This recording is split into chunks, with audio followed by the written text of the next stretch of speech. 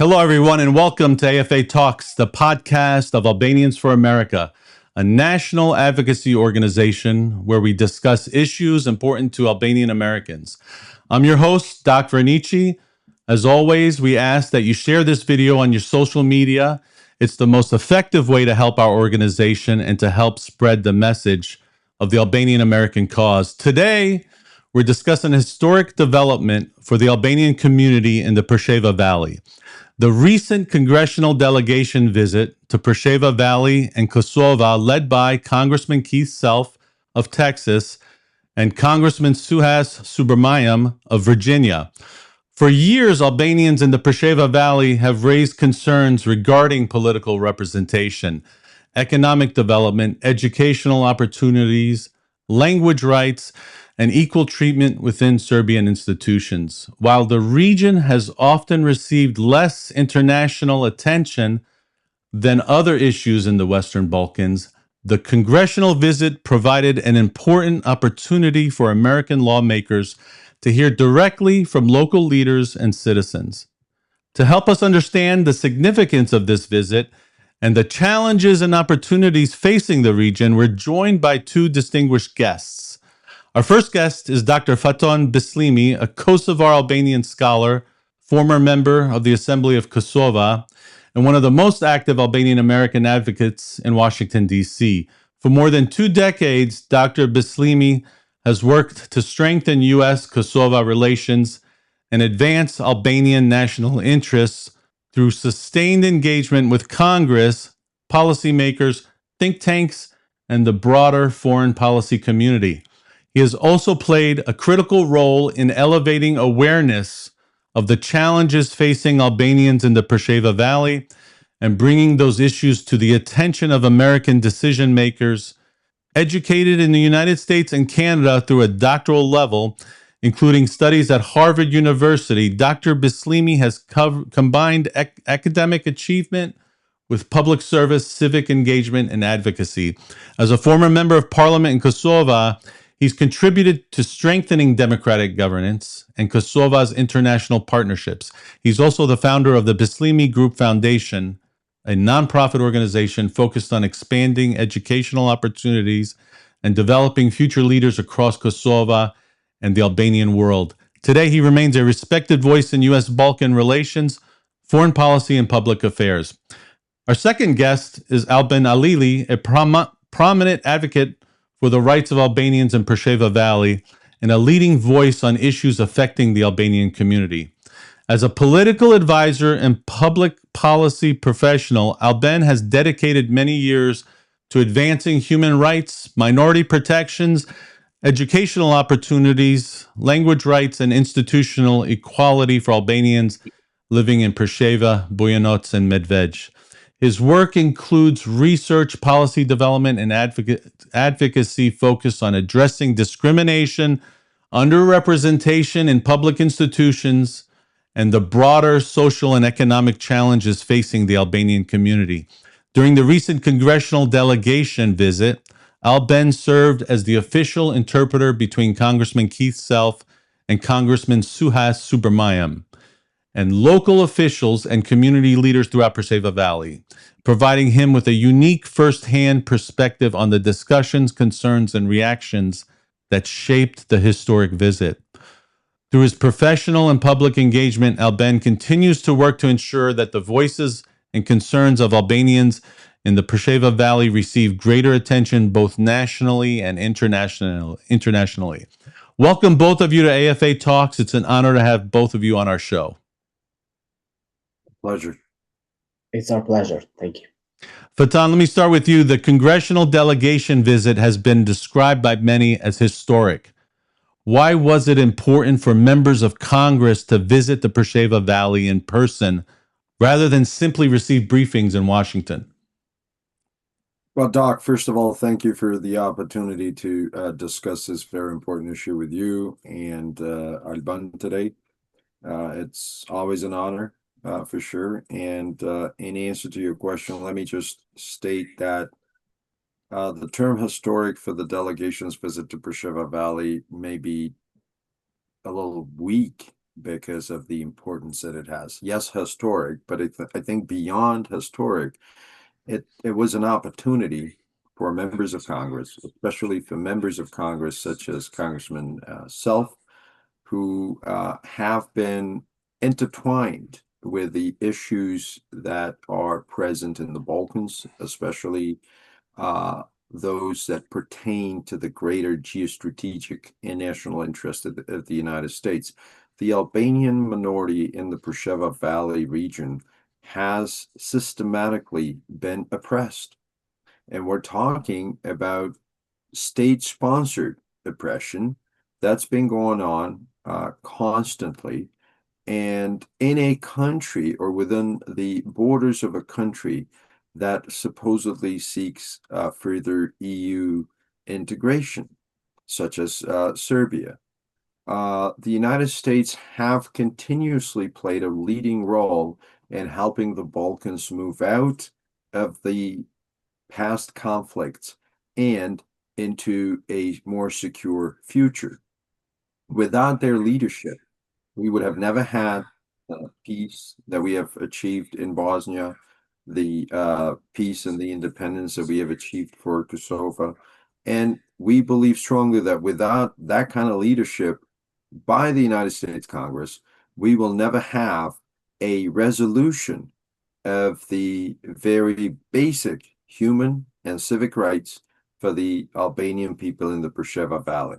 Congressman Self and his colleague have made history in the sense that they have seen with their own eyes the hospitality, the warm welcome, and the feeling of being pro-American that no other people have more than the Albanians, especially those in the Presheva Valley.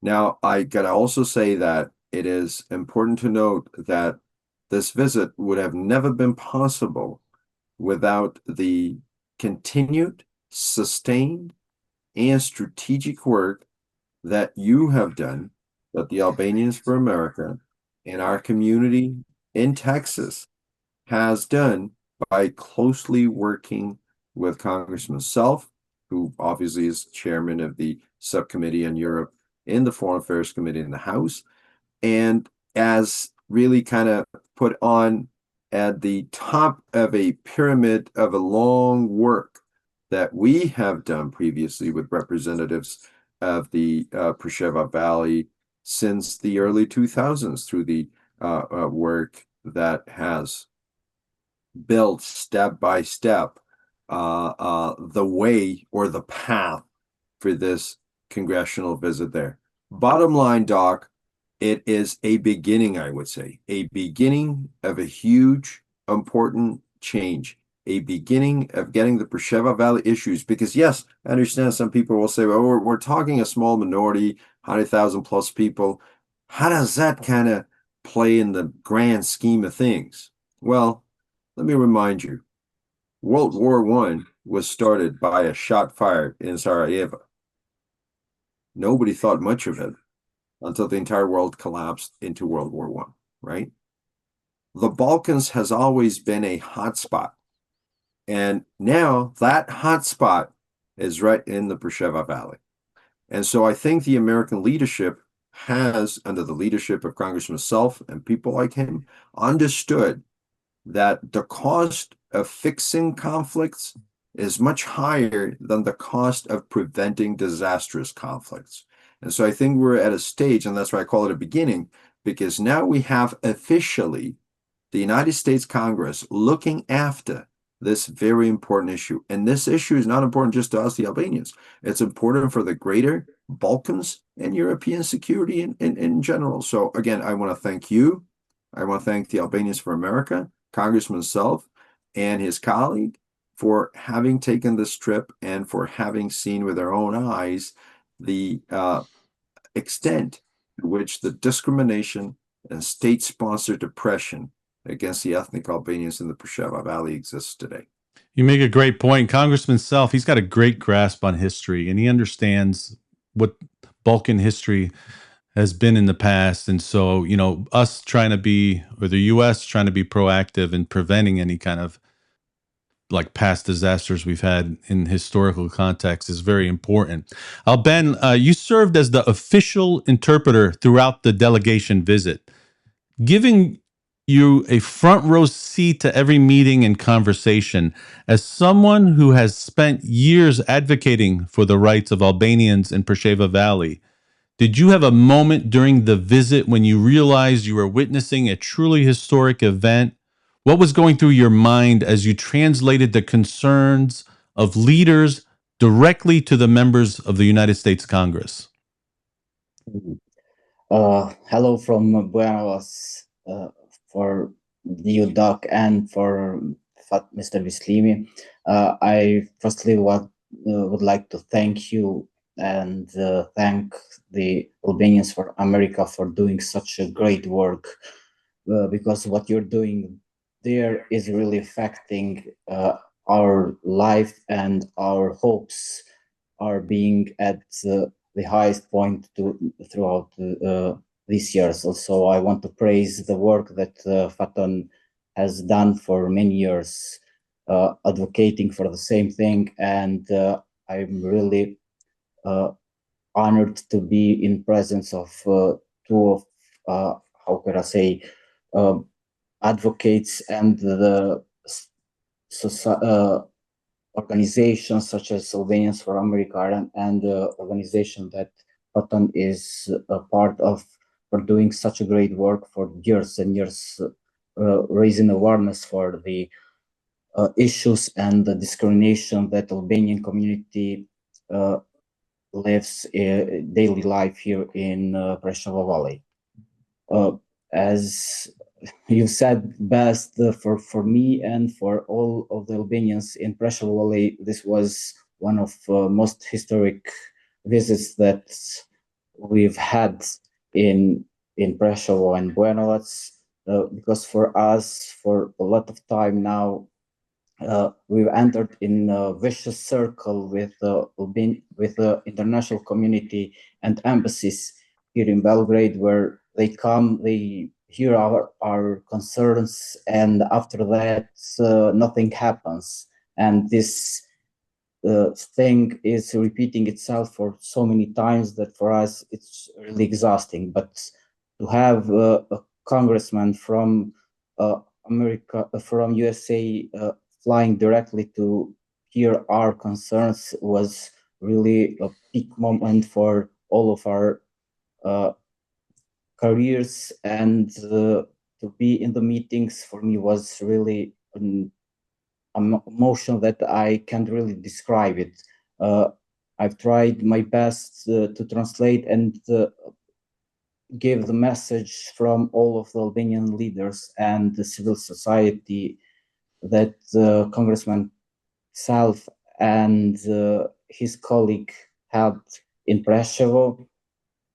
And in those moments, I really started to think about all of those meetings, all of those hundreds of meetings that we had, but without a result, because I really saw in Congressman Self and his colleague also that they really understood what we are saying and our concerns, because thanks to you and every Albanian in USA who helps our case in a daily basis with all of those meetings that you have in there, they made possible for the congressmen, such as Congressman South, who is really respected throughout Congress there, to understand our concerns and to, in a way, connect with the issues that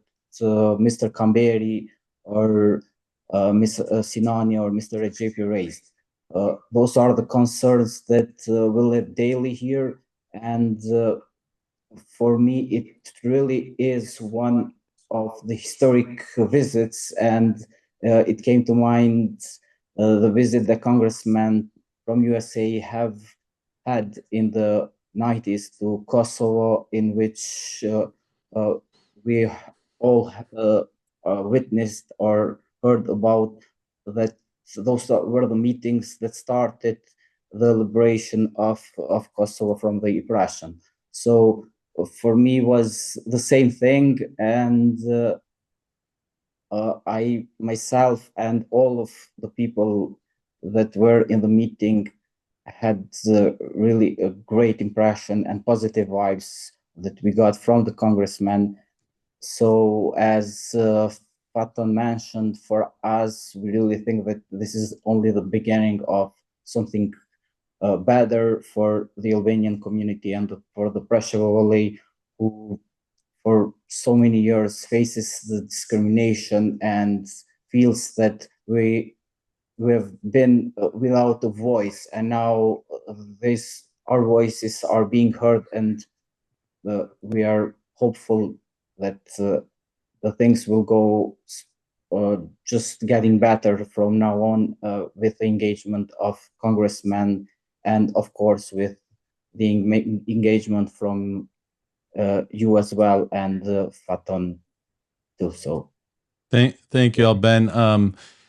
I want to give a comment to the audience watching right now. If you're watching on Facebook or YouTube, you can put in questions through there. We have a comment. First of all, Estre from Washington says hello. And then also Besa Selemai from Washington. She says, in Kosovo, we have less population of minorities compared to Albanians in Presheva and are treated with privileged rights, saying that the minorities in Kosovo have a lot more privileges and rights than the minorities in across the border in Serbia.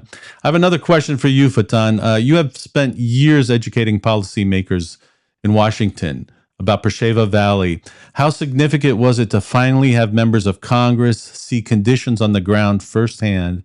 From a policy perspective, what does it mean for a congressional visit like this? What kind of message does it send to Belgrade, to Pristina, to Washington, to Brussels? Well, I think you get half of my answer by looking at my smiling face, as you mentioned.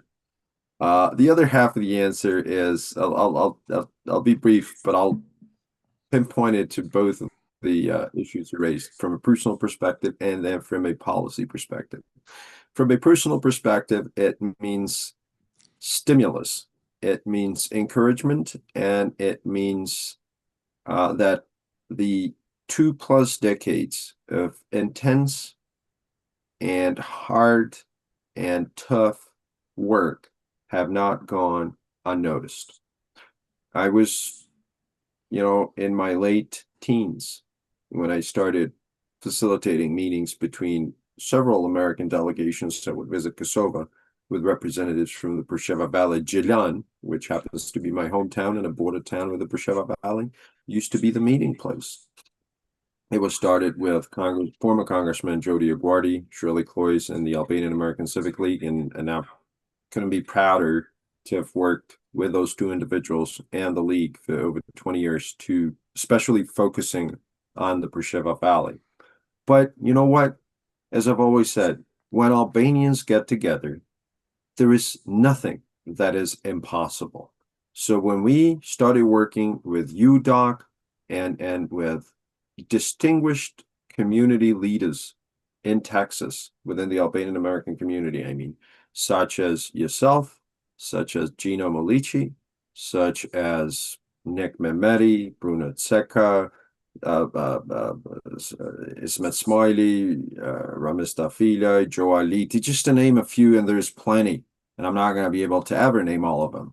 But when we got our heads together, when we brought the Presheva Valley delegation to meet with Congressman myself in Dallas at a meeting that you hosted, for which we will always be appreciative, that's, I think, when the issue became we went from educating policymakers to having them confirm and show leadership in dealing with this issue. And that's what this historic visit was. It was principled leadership by Congressman myself and his colleague and the Committee of Foreign Affairs, especially the Subcommittee on Europe, to show that this is an issue that also pertains to the geopolitical interests of the United States in the region.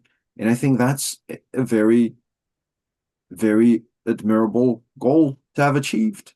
And from a policy perspective, what that means is that nobody can say now that this is an issue that's internal to Serbia. It's an issue that has no international recognition, because it does.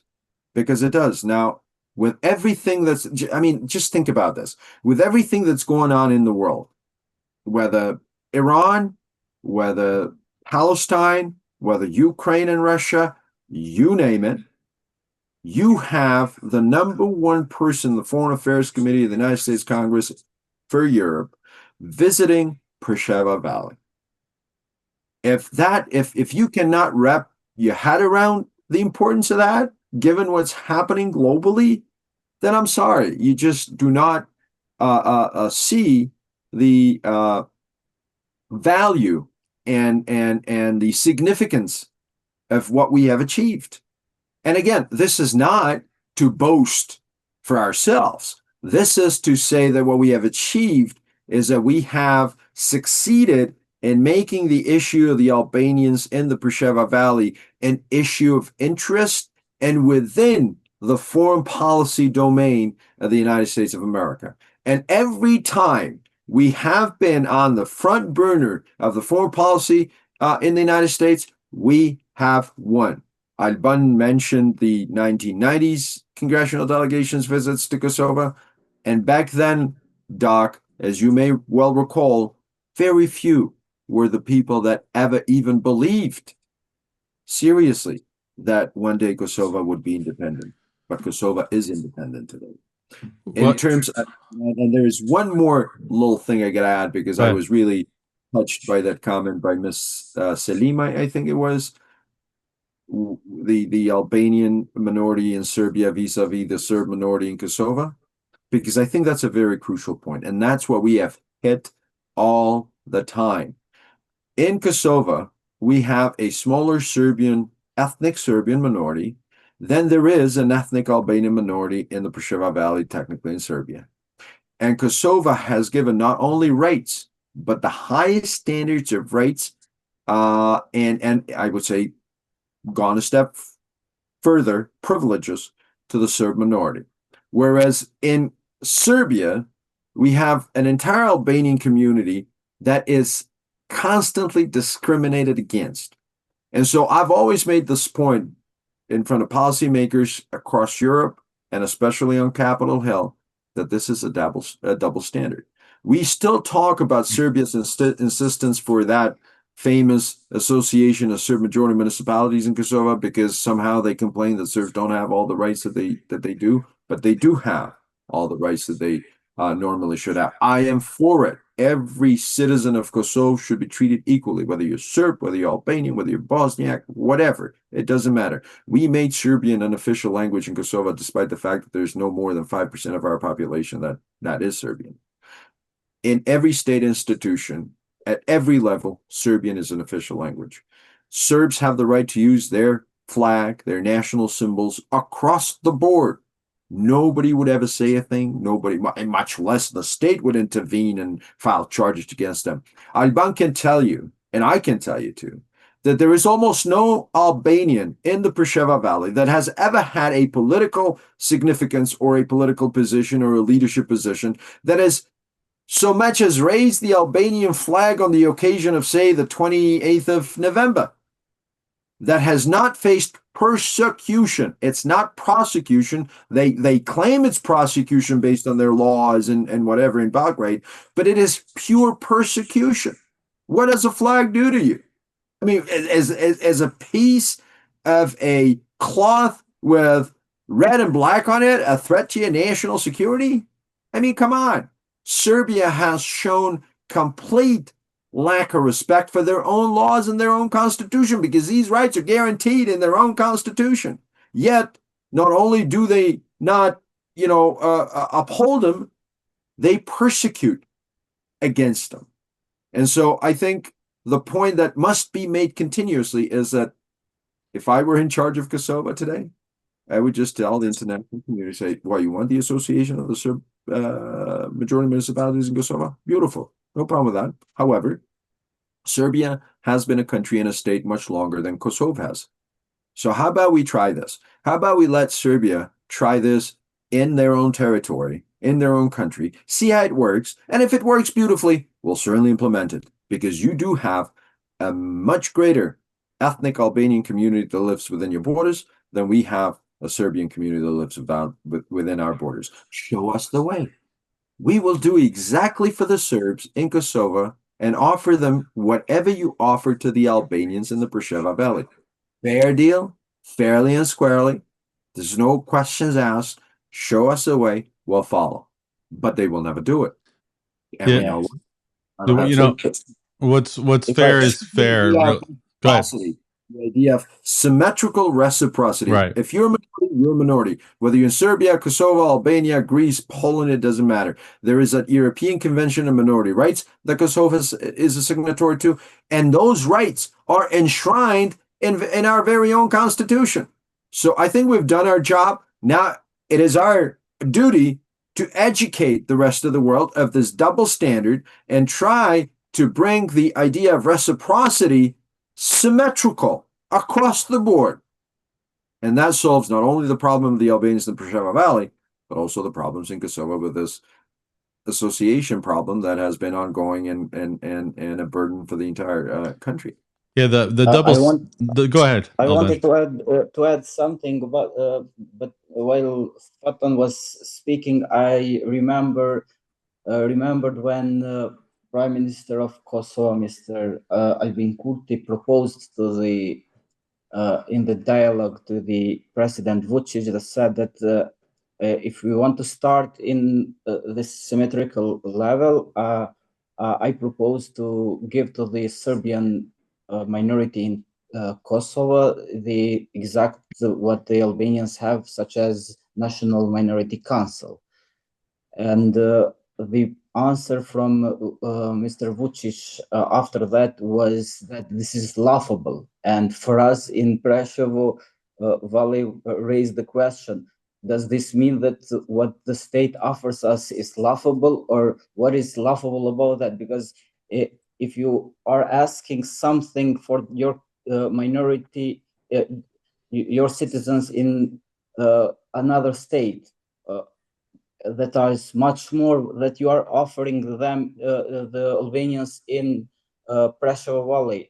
Does this mean that you already are accepting that this is laughable? Because the comment that lady did it with for the symmetrical rights are.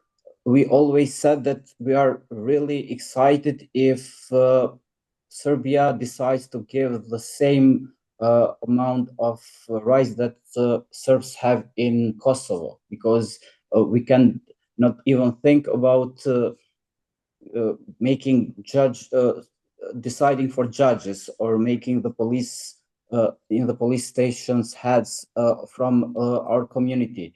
These are the rights that we aim, that feels at this moment like something unachievable. That's why that would be the ideal thing to do. That because, as Faton mentioned, what Albanian community asks for these past 20 years is for Serbia to respect its constitutions, because in the constitution all of the issues that we are raising are part of it, such as the artificial changes in the ethnic structure in a community such as Preševa Valley, the official use in institutions, the use of Albanian minority symbols, because for us it's really important that the state keeps telling us what our symbols should be, and this is not how it works. It's our job to tell what those symbols are, and it's the job from the state to accept those symbols for Albanian community in this case. And a lot of other things that Serbs in Kosovo have. We in Presheva Valley, as Albanians in Serbia, really are achieving goals for a near future. Thank you, Alban. One comment we have from Besim Shabani online. The Albanians of Presheva Valley, and particularly the citizens of the municipality of Presheva, feel respected and valued by continued engagement and efforts on issues that are great importance to them. As a result of this commitment, the congressional resolution and the visit of Congressman Keith Self to Presheva became possible, representing an important encouragement for the advancement and position of Albanians in Presheva Valley. Ilber Miranai, European Union should be more actively involved in protecting the rights of Albanians in the Presheva Valley. Alban, for Americans who are not familiar with the region, can you explain the current situation facing Albanians in Presheva, Bujanovac, and Medved? We have a lot to talk now. So, yeah, the Albanian community in Presheva, what's really is struggling at the moment is the loss of hope for a better tomorrow in this region, and it comes from exhaustion of too many years repeating our request to stop the discrimination that the government of Serbia has pushed its agenda throughout 20 and something years, because what's called passivization of address, which is on the bill that Mr. Kisal has raised to the Congress, the passivization of addresses. A lot of Albanians and a lot of international community heard about, but it's not just a word describing something so simple. It's a process in which an Albanian in Presheva Valley loses its citizenship, and in the end of it is wiped out from ever existed in Presheva or Bujanovac.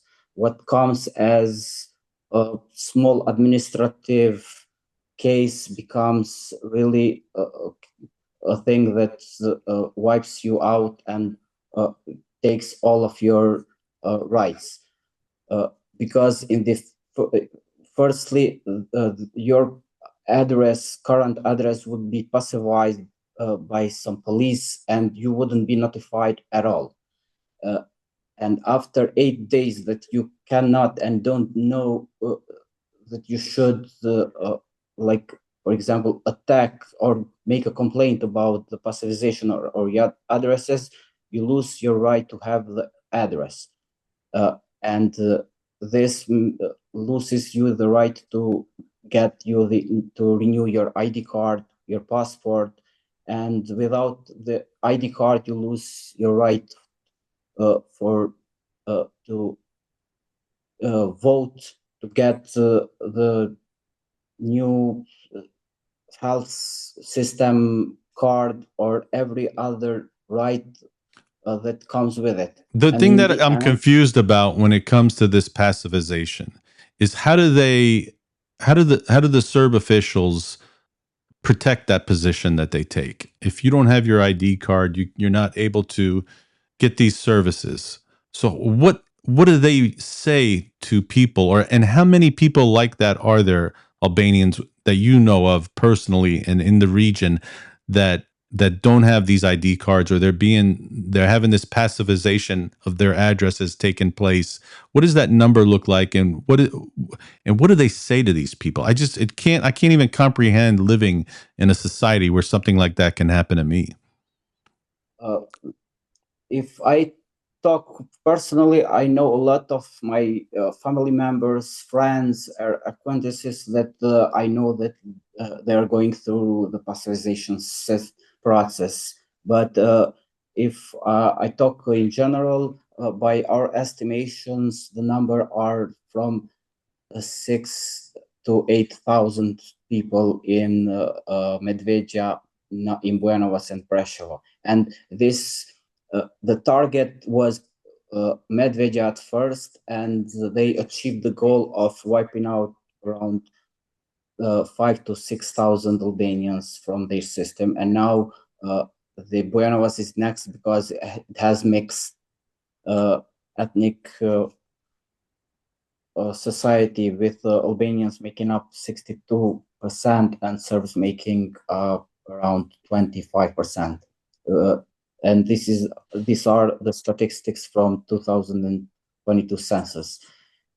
What they say is that you don't really live at that address because some of our students or young people have, for the lack of opportunities to work and study here, went to Kosovo or Tirana or in Albania or Macedonia. And we believe that the system is really connected with the police in the borders. When they see a guy that crosses the borders often, they will start to put a red dot, we say, in the border. And this is the information that this guy or this girl is traveling a lot and possibly has another job or activity in Kosovo or Macedonia. And after that, it will start the process of passivization, where you don't know you are being passivized. You only know about it when you go to get a document or to renew your ID card. And for you, that's too late to attack that decision, and you have to start a process which will take you 2-3 years to go throughout the courts. And at the same time, none of this has happened to a Serbian citizen that's Serbian origin in Serbia, only to Albanians. The report that the Youth Initiative for Human Rights has made, which is the organization in Belgrade, he took the examples from Medvedja and from its neighbor municipalities such as Lebane and Bojnik, which are neighbor municipalities. In the municipalities where Serbs live, such as Lebane, the percentage of people who has been passivized are around 0.01%. And in Medvedja, the percentage is 22% of its population. So this, I think, is really shows what the intention is here. So as much as Albanians they could passivize and wipe out through our system is better. And we've had a talk with Mr. Keith about it when he visited, and I think it's clear what Serbian government wants: Presheva Valley without Albanians, and the government will try all of its power throughout passivization, underdevelopment, exclusion from institutions, non-recognizing diplomas from Kosovo, to lose the hope of Albanians to live here and to seek the future somewhere else. So that's how passivization is working. And now the shift came to Bujanovac, where we hear daily about people living, working in or studying in Kosovo, or others who are in diaspora, where they are being passivized, a lot of them, and without possibility to really like get back those their addresses and such, their ID cards or documents. Faton, so building on this passivization issue, and then the human rights abuse associated with that, and then you have Serbia, who's looking for a path toward European Union membership. You had, I believe it's the Helsinki report that came out. You would know better than me the details on that, discusses this a bit. What does that do, the whole dynamic, the politics behind European Union integration Serbia, connected via pacifization and human rights abuses in Presheva Valley? Doc, I was going to mention that, and I'm glad you brought it up. In a nutshell, this idea of pacifization or deleting residents from the National Citizenry Registry, thereby wiping them out as citizens of the country, has been termed for exactly what it is by the Helsinki Committee in Serbia. And it says this is ethnic cleansing through administrative means.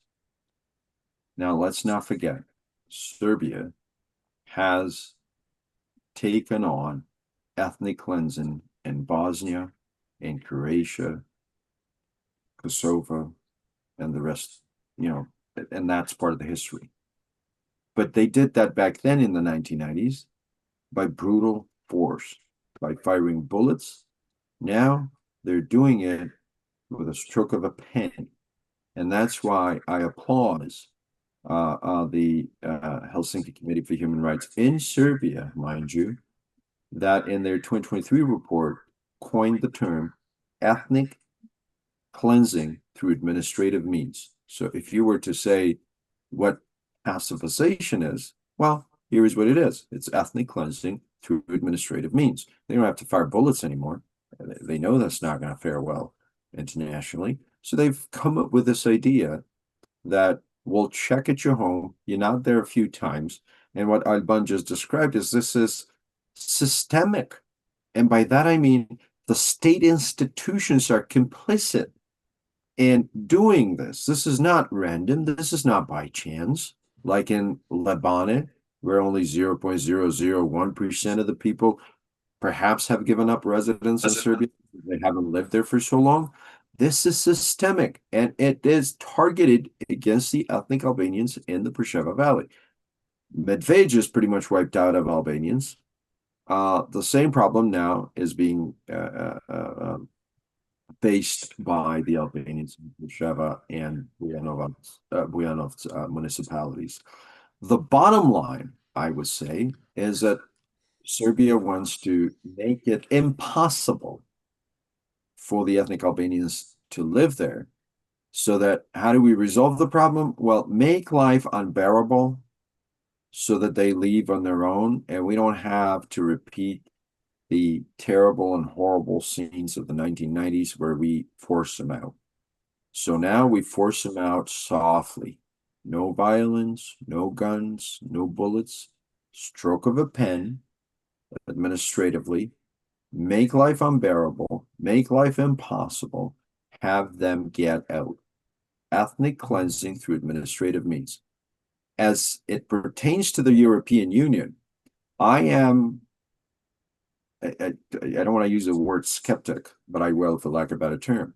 I am very skeptical that there will be any resolution to this issue, or that there will be any lasting peace in the Balkans if it is left to the European Union alone to handle the issues we face in that region. Only American leadership, and only principled American leadership, the example of which is Congressman Keith Self right now. And we have had prior leaders in the American foreign establishment, foreign policy establishment, that have shown that leadership continuously, whether Republican or Democrat. Let's not forget big names like Tom Lantos, for example.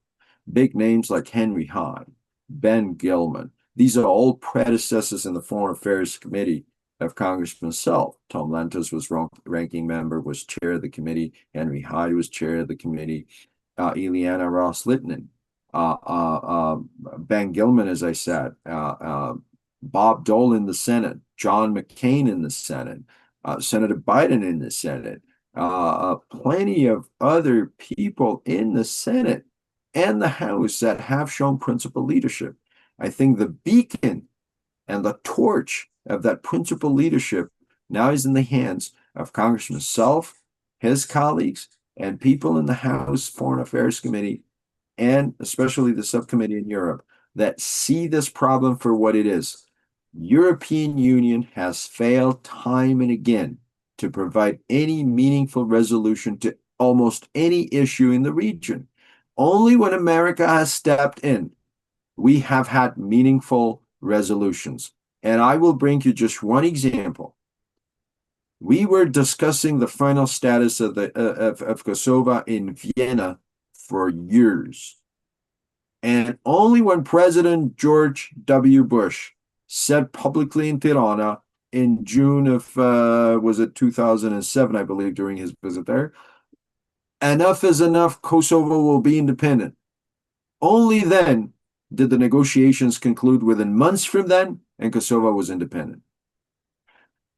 Another example would be NATO's intervention, whether in Bosnia, whether in Kosovo, no matter where.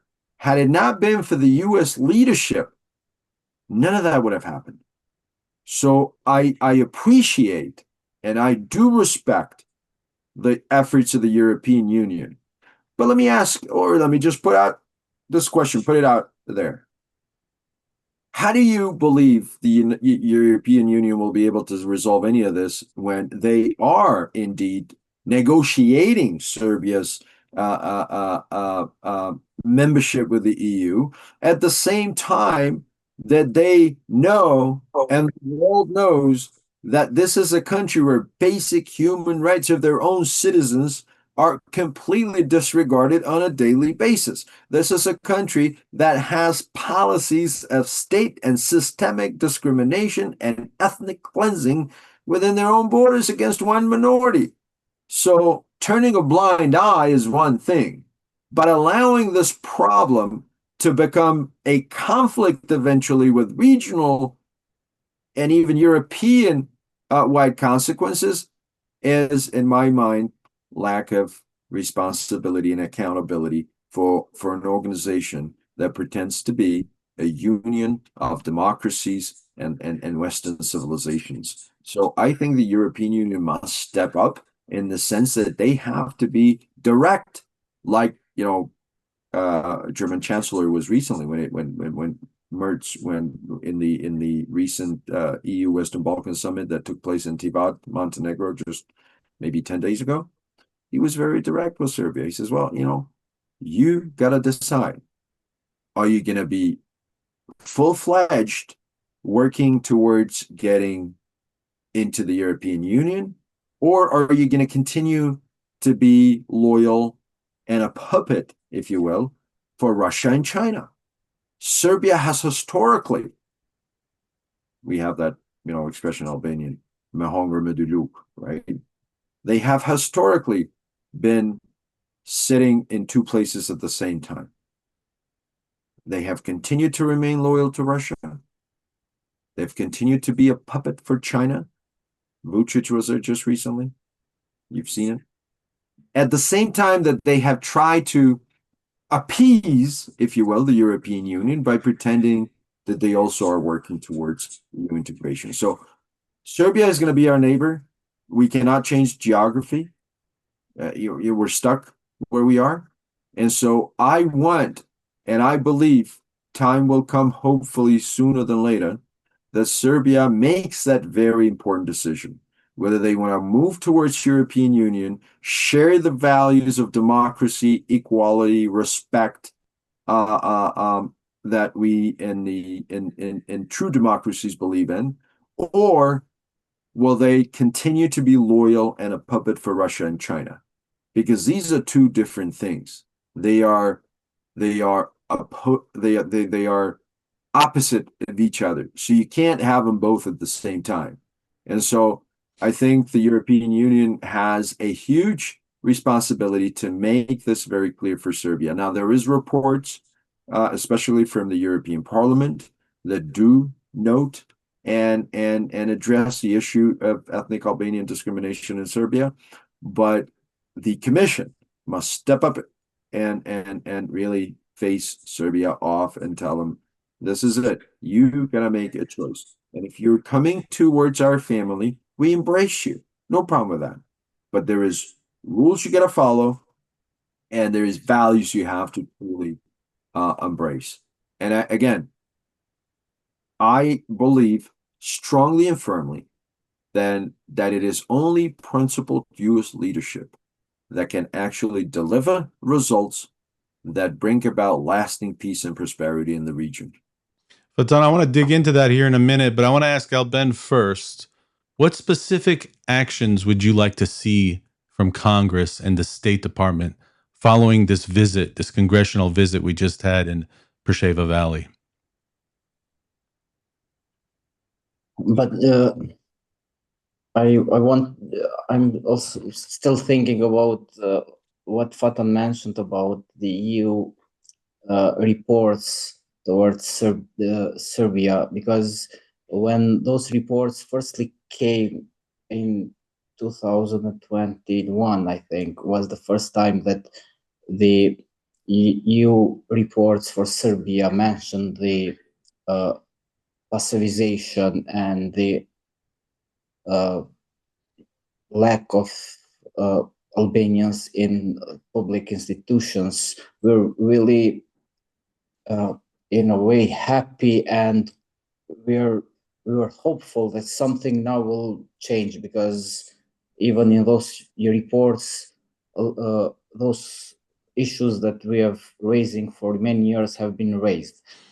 But it's unfortunate that we are now 5 or 6 years from that moment that nothing really happened. No measure has been taken, and the commissions just wrote those reports, but didn't follow up with the actions that could bring us to stop the discrimination, such as the passivization, or make the documents that Serbia has signed, such as 7-point plan. And the last one is the action plan for integrating Albanian community, Albanians in state institutions in Prešov, Bujanovac, and Medveđa. Any of it never happened. So till we have started to lose that hope that something will change, and thanks to the Keith South and his bill, we are now really hopeful that something will change toward it, because we know and we lived it firsthand that without the will and without the push from United States of America, nothing will happen in Balkans, and always will be these things talks again and again without any results. And that's why we are really hopeful that after the visit that Mr. South with his colleague, Congressman from Virginia, had, and the chance they had to see firsthand the lives of Albanians in Preševa Valley, the State Department, I expect to start and dig in and make a Serbian government accountable for what it's doing.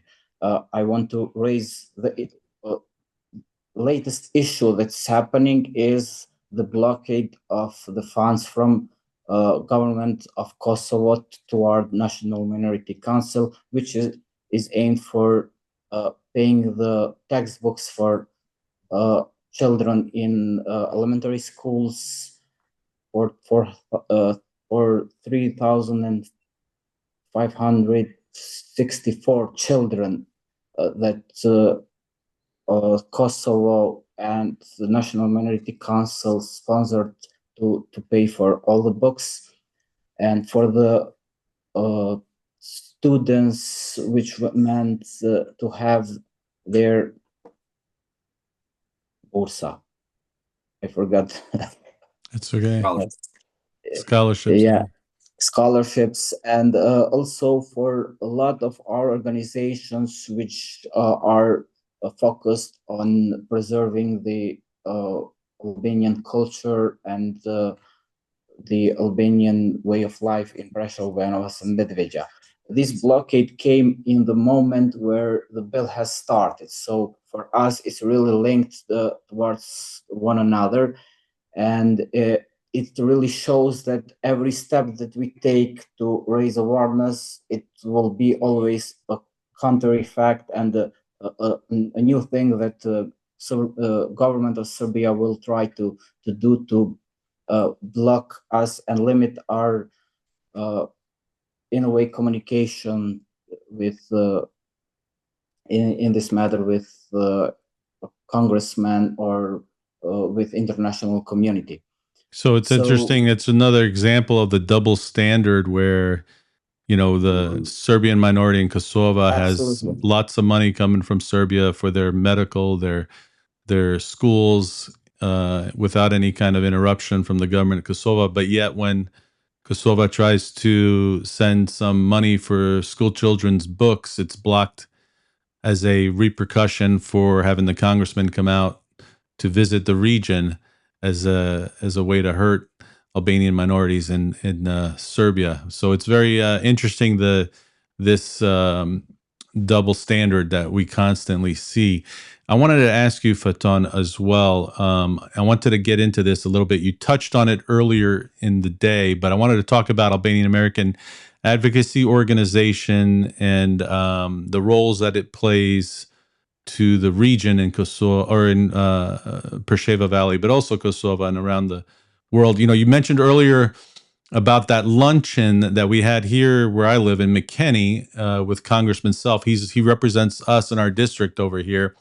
And it was the initial time when Shaib Kamberi and Ragmi Mustafa and some others, along with yourself, had gotten to meet with Congressman Self. And I just wanted to kind of, you know, you'd given a lot of praise to Albanians for America for putting that together. I want the audience to understand this, and you mentioned it earlier, the effort that a few individuals can get together and make a difference really is hard to understand sometimes, but it's a great example. You know, you've been doing this for a long time, Faton, but Gino Milici, who's really the driving force of all of this, you know, his ability, which I've not seen before in any other human, let alone Albanian American, to be able to push something forward. When he gets something in his head, he just drives it. And he really drove this, you know, Congressman Self's within his district as well.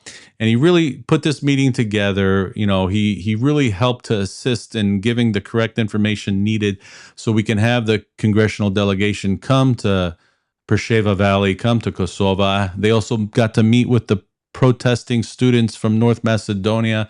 They got to meet with the leaders in Kosovo as well, with from Macedonia, Albanians from Macedonia, and as well as, you know, the leadership in Kosovo as well. But he was really instrumental. You know, without this, we're not even having this podcast or discussion today, without him driving this and pushing it. But talk to the audience about, and this is not taking anything away from all the other efforts or hard work that, you know, you have put in. Without you, you know, you were so instrumental as well, Faton, on making this, bringing those folks down here to Texas in the first place, and then having us try to set up this meeting. But put this together for the Albanian American community in the United States to understand how important it is, because I always make this comparison. In the 1990s, you know, Kosovo, Albanian American interaction with Congress and support for Congress was here. Serbia was like here, you know, and now it's reversed. You know, Serbia is very active right now in DC, you know, and they're putting millions and millions into lobbying efforts and groups to try to change the narrative. You know, they want for them to look like the victims of the 1990s rather than the true victims, which we all know who they are, and how important it is for us to tie this perspective together, and for the Albanian American audience to understand that to engage on a local level, if you're from New York with your New York congressman, if you're from Chicago, your Chicago congressman, or if you're from California, don't matter, to have an organization as well that can help assist in making those connections. That's what we did when we went to Chicago. We had Congresswoman Ramirez. She met with her local Albanian American constituents in Chicago. We got them together for a nice coffee. Now they're going ahead and making future plans. But can you connect those dots and kind of and talk more about the importance and again what Gino did for pushing this through and putting it all together. I mean, this is his the Congressional Delegation and the lunch that day. This was all him just pushing it forward. And go ahead, Faton, you could take over from there. You laid out the issue, I think, beautifully, and so let me just add more to it without, it's not praise, Doc, to be honest with you. It's the facts. So I'm not praising you. I'm not praising the Albanians for America or any individual. I'm providing facts. You, Alban, and the people from Presheva Valley have witnessed those meetings, those facts firsthand. So we have to get out of that idea that somehow telling people what we have done is boasting. No. Boasting is when you tell people you've done something you haven't, or you overvalue it. When you tell people the facts, it's just reality. The Albanian Americans are the single most influential group in the entire Albanian world that deserve more than praise, that deserve more than credit, that deserve more than writings in history books. Because without them, we would never have had Kosovo as a free and independent country. Without them and their contributions, we would have never had Albania move from communism to democracy and then become a NATO member. And without them, we would have never had somewhat more of an equal treatment for the Albanians in Montenegro. I personally was involved with Congressman Tom Lantos back in the day, and former Congressman Joe Diaguardi. And it was our efforts that gave Tuzi the status of a municipality. Without the Albanian Americans, the Albanians in North Macedonia, then Macedonia, would have never had, they still don't have equal rights. They're still struggling. But let me give you one example, University of Tetovo. The University of Tetovo was burned down by the Slav forces when it was started. And it was the Albanian Americans, led by Shirley Cloyce and Joe Diaguardi at the time, in 1994, they went physically to protest with the Albanians in Tetovo and got the university reinstated again. So the Albanian Americans in general are, again, I can't stress this enough, the single most important force for the betterment and progress and freedom and democracy of the entire Albanian world, especially for the Albanians in the Balkans. Now, when we work together, it doesn't matter. You gave a great example with the Chicago crowd. Local constituents, Albanian Americans, have the ability and should make it a mission to get closer to their representatives, whether in the House or the Senate, or even their state legislatures, because it is through these connections that then an organization such as Albanians for America can serve as the umbrella organization to reinforce that message that comes from the bases, that comes from the constituents. And I think this is something we have lacked over time, because we have all these community groups, local organizations that deal with their local communities, but we're yet to have a national platform in the United States. And it could be more than one organization, but as long as they belong and work towards that same platform, you're going to see results you're not going to believe. I could not agree more with you and the example of Gino Milici that you described, and his intuition, perseverance, commitment to making something as historic as what we have seen recently happen. But these individuals are great examples of what we can extrapolate multiple times better as an organized group. And so I think Albanian Americans across the nation should see that and understand that their role is unique, that without the support of the United States of America, we would have been doomed. Now, we cannot take that support for granted. We got to nurture it. Doc, you mentioned another important thing.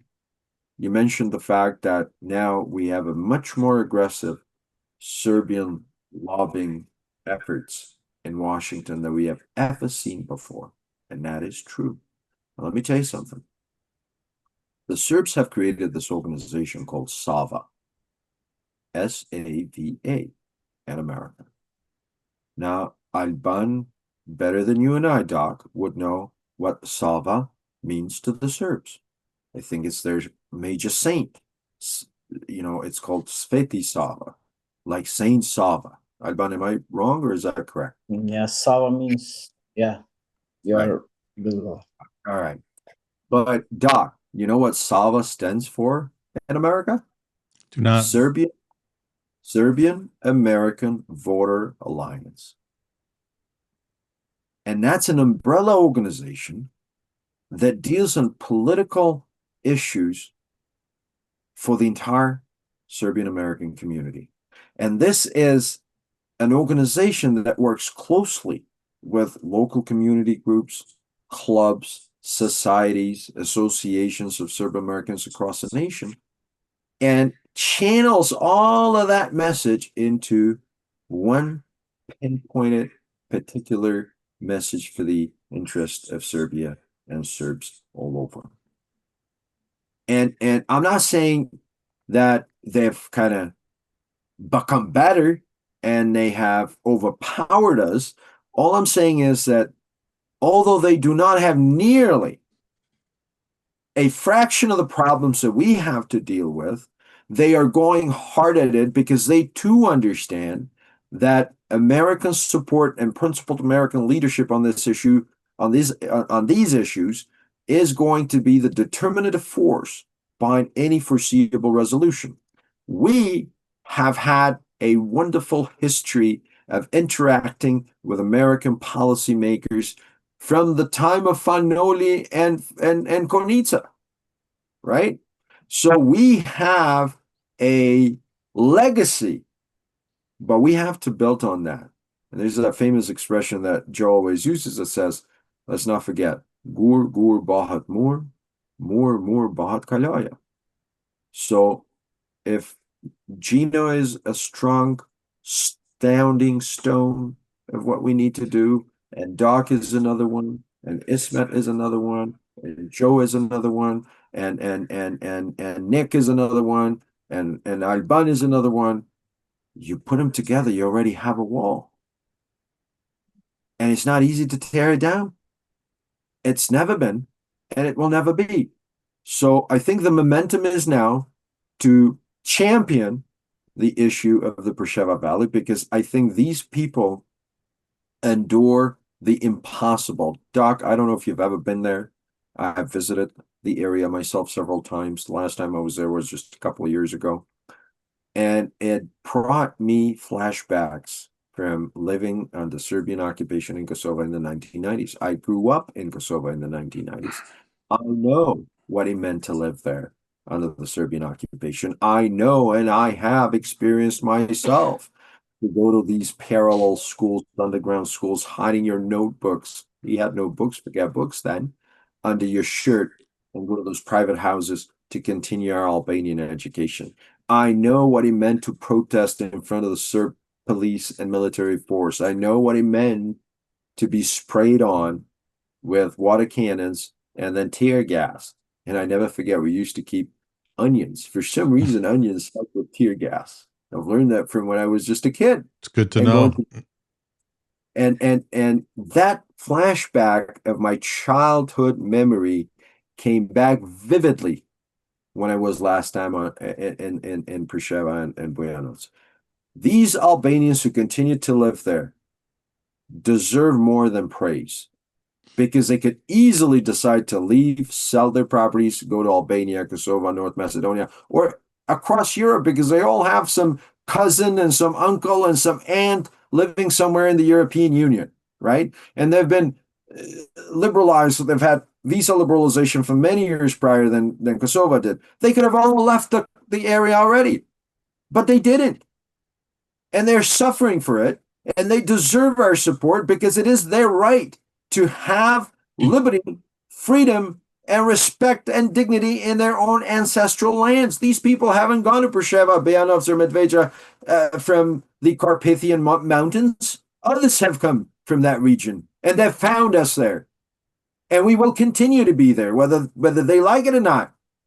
But we have to make sure that America understands that this is not an issue about Albanians.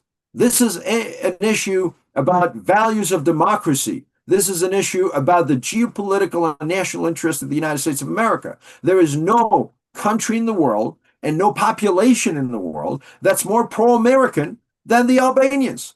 Who's going to be America's most trusted, loyal ally in the Balkans? The Serbs, the Macedonians, the Montenegrins, the Bosnians, or the Albanians, who have shown time and again that we stand behind and in line and shoulder to shoulder with America whenever and wherever needed, because we owe it to them. We owe it to them. And it doesn't start with Kosovo in the 1990s. It starts with Albania in 1912 with President Woodrow Wilson, without whose commitment Albania was going to be chopped up and might not have even existed today. Forget Kosovo then. And again, the beauty of all of this is that we have always had bipartisan support, Doc, and we got to keep at it. We got to keep at it. And I urge all Albanian Americans across the board, whether they're Democrat or Republican or independent, or they couldn't care less about politics, whether they live in California or New York, in Michigan or Florida or Texas, it doesn't matter.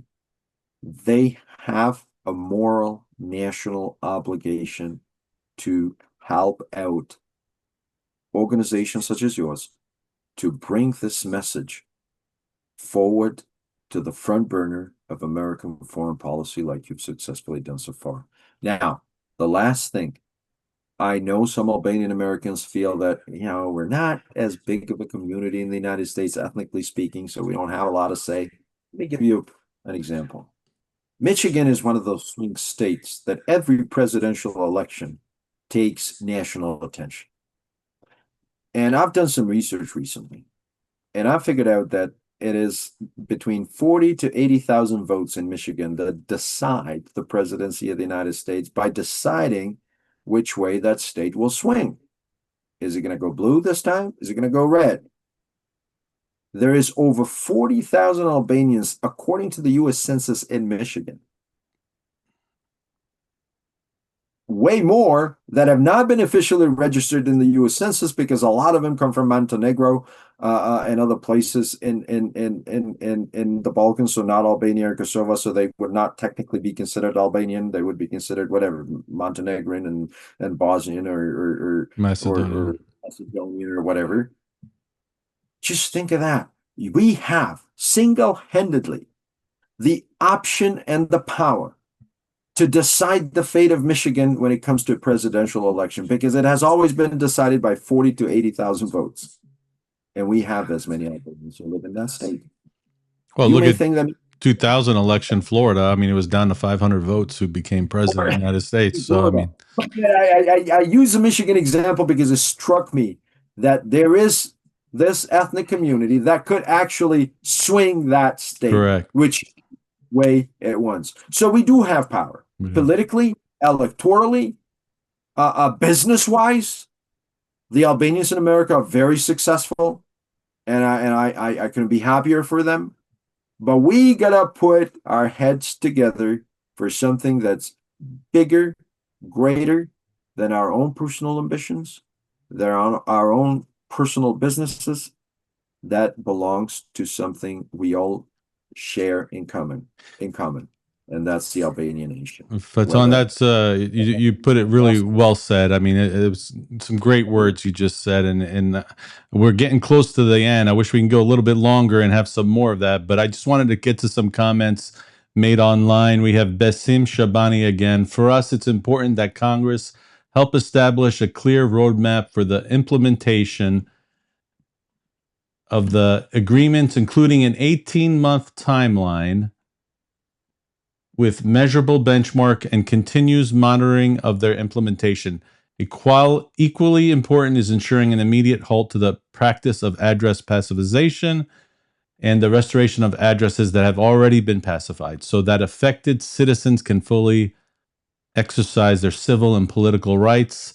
Estrefs from Washington says, you have been a great activist, Mr. Bislimi.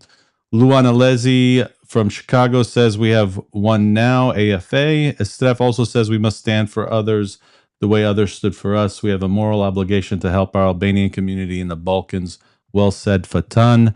And now that we're coming close to the end of the program, I think we've gone over an hour right now.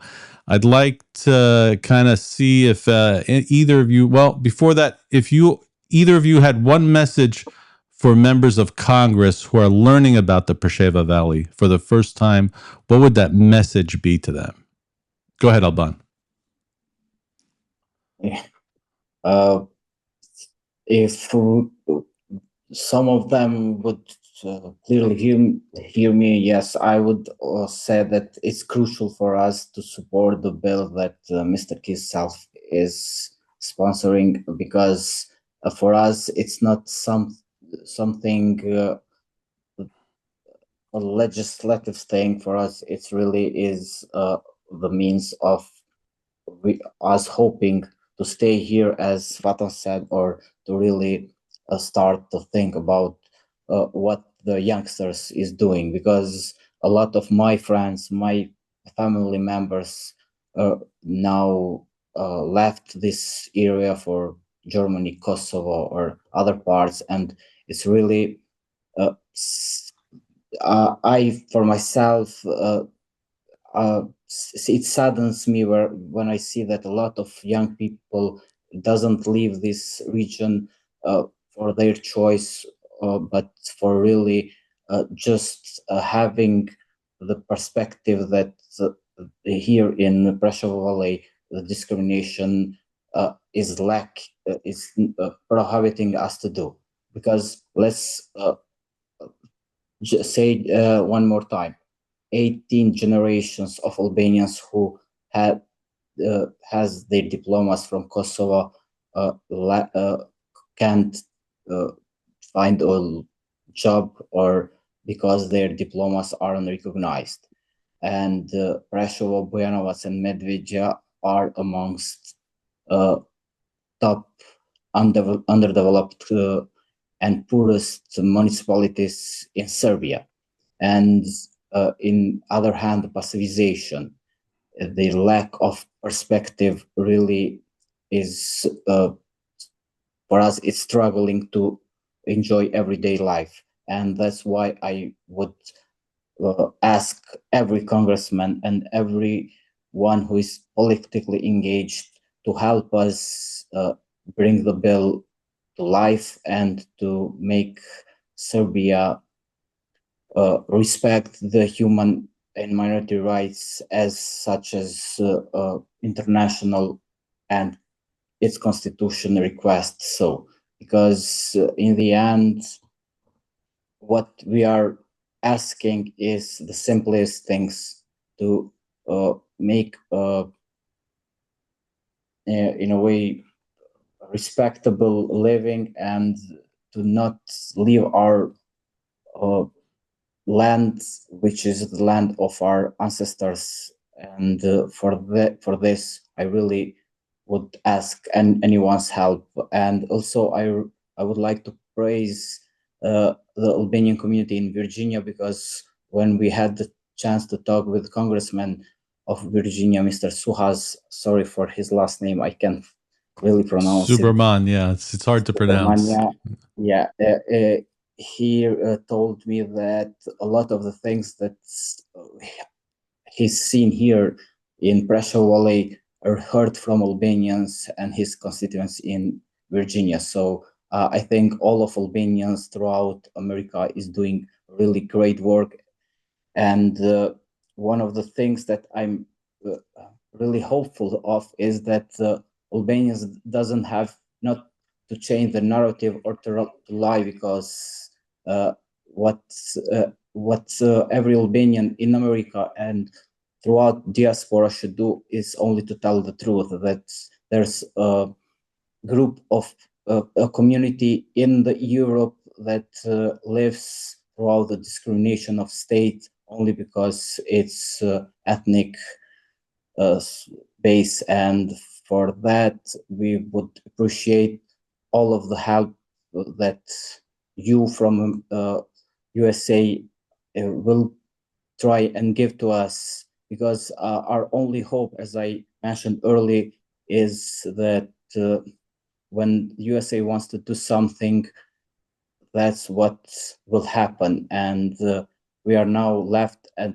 the fate, in the hands of the fate and the hands of the people who will fight with us to make a better future and a better tomorrow for all of the people here, to help us not leave our homes and our cities for the lack of the perspectives, because I think that's when government of Serbia will win, is when they will get our hope from us and we'll lose every hope for tomorrow.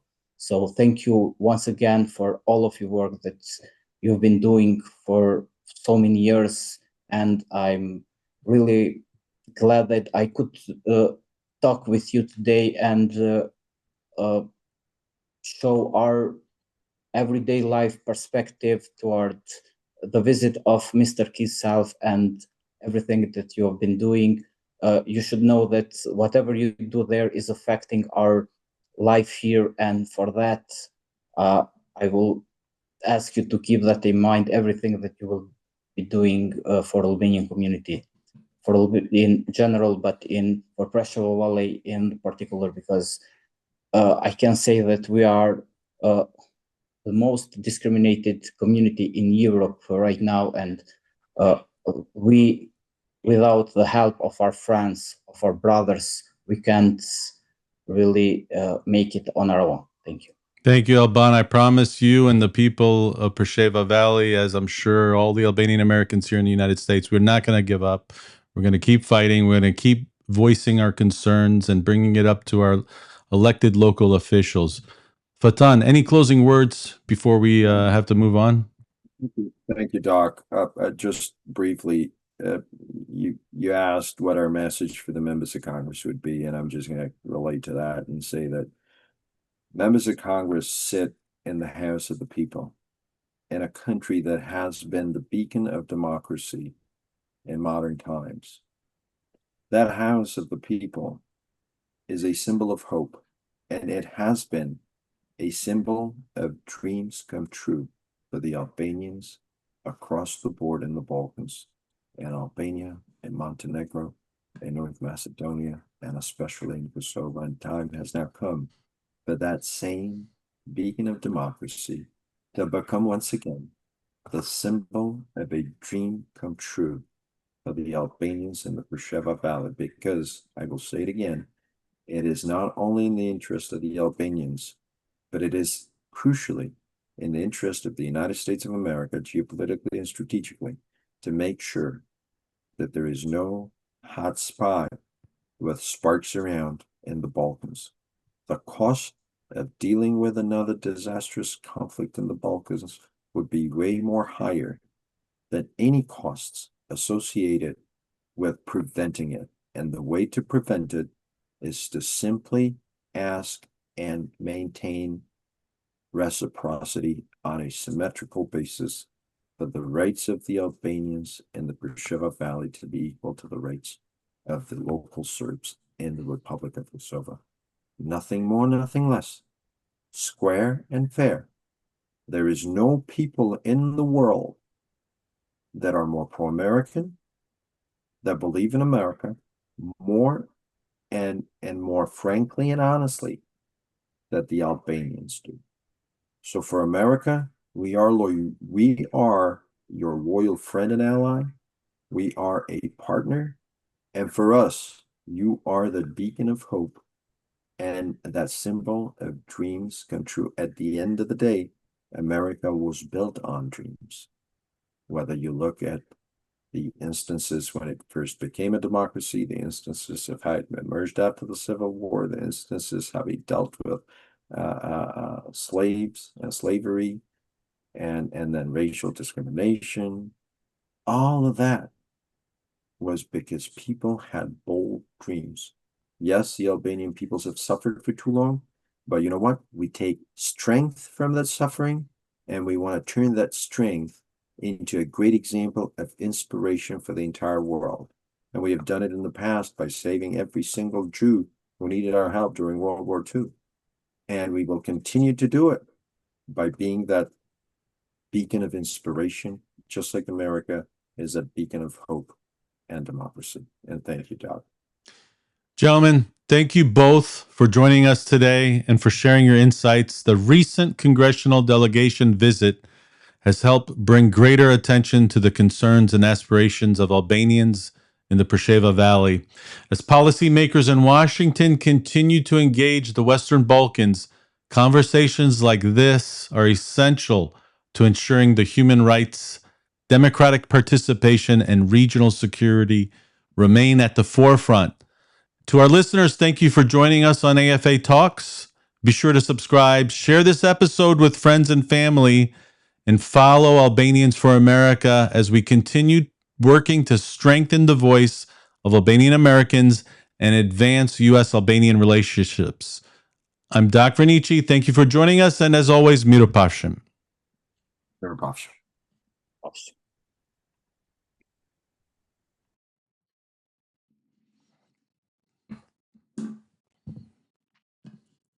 Thanks for everybody who might still be there for joining us, and we'll catch you on the next podcast. So thanks for coming in through Zoom. Thank you all. Thank you, Bessa. Thank you, Estref. Ilir, thank you. I see you on there. Thank you all, you guys. Appreciate it.